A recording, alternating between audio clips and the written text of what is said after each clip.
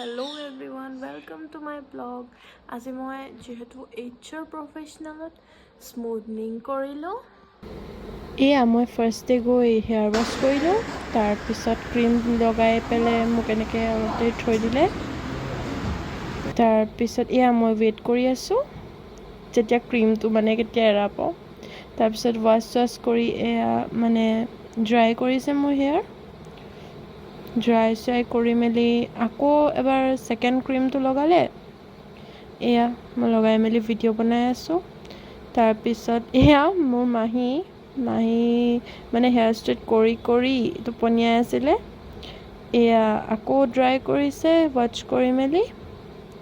তাৰপিছত এইটো মোৰ ফাইনেল লুক। কেনেকুৱা লাগিছে আপোনালোকে জনাব।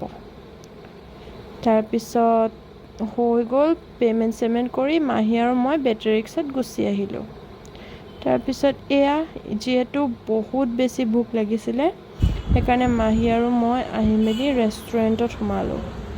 আজিৰ কাৰণে ইমানেই ধন্যবাদ। যদি আপোনালোকৰ এই ভিডিঅ'টো ভাল লাগিলে লাইক কৰিব, কমেণ্ট কৰিব, ছাবস্ক্ৰাইব কৰিব। Thank U.